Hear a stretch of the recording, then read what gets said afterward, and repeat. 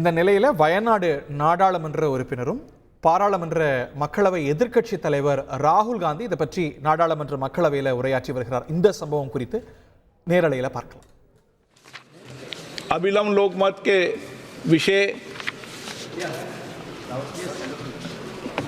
Thank you, Speaker, sir. Sir, early this morning, Wayanad was hit by several devastating landslides. More than 70 people have been killed. 70 பேர் இறந்திருக்கலாம் என்று அஞ்சப்படுகிறது.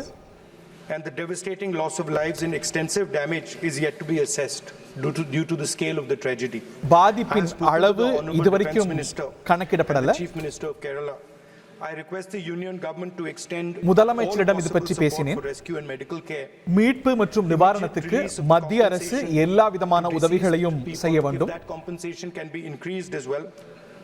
நிவாரண உதவிகளை தாராளமாக வழங்க வேண்டும். Set up relief at the earliest and prepare a roadmap for the rehabilitation of the மீட்புக்கும் நிவாரணத்துக்கும் திட்டமிடலை மத்திய அரசு துரிதமாக செய்ய வேண்டும். Looms over many areas in Wayanad and the Western Ghats. Our country has witnessed அடிக்கடி நிலச்சரிவுகள் மேற்கு தொடர்ச்சி மலைப்பகுதிகளில் நடைபெற்று வருகின்றன. Urgent need for mapping of landslide prone areas. நிலச்சரிவுகள் பாதிக்கக்கூடிய வாய்ப்பிருக்கக்கூடிய இடங்களை கண்டறிந்து அதற்கேற்ற நடவடிக்கைகளை எடுப்பது அவசியமானது.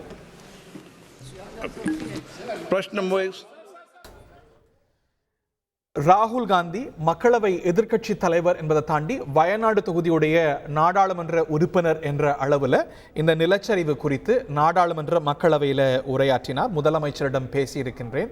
இந்த நிலச்சரிவால் இன்று அதிகாலை பலர் பாதிக்கப்பட்டிருக்கிறார்கள். இந்த நிலச்சரிவில் பாதிக்கப்பட்டவர்களை மீட்க துரிதகதியில் நடவடிக்கைகளை எடுக்க மத்திய அரசு உதவ வேண்டும். மீட்பை தாண்டி நிவாரணம், ரெஸ்கியூ அண்ட் ரீஹாபிலிட்டேஷன், இதற்காகவும் நடவடிக்கைகளை விரைந்து மேற்கொள்ளணும். இது போன்ற நிலச்சரிவுகள் மேற்கு தொடர்ச்சி மலை பகுதிகளில் தொடர்கதையாகி வருகிறது.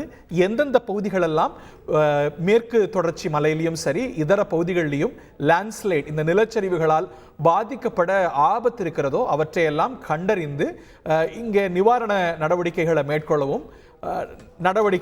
மேற்கொள்ளணும் என்று ராகுல் காந்தி பேசியிருக்க அமைச்சர் கிரண் ரிஜிஜு இதற்கு பதிலளித்து வருகிறார்.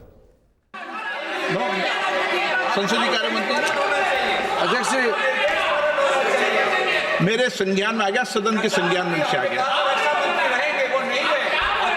सर, जैसा आपने कहा, कोई भी प्राकृतिक आपदा वो देश के लिए और सबके लिए बहुत ही गंभीर मसला होते हैं. So all the natural calamity is not only for Kerala but for everyone. It's a concern.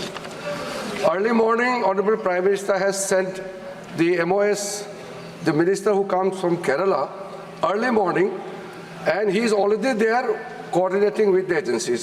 Honorable Prime Minister has already spoken to the Chief Minister of Kerala, and the rescue and relief operation is already on.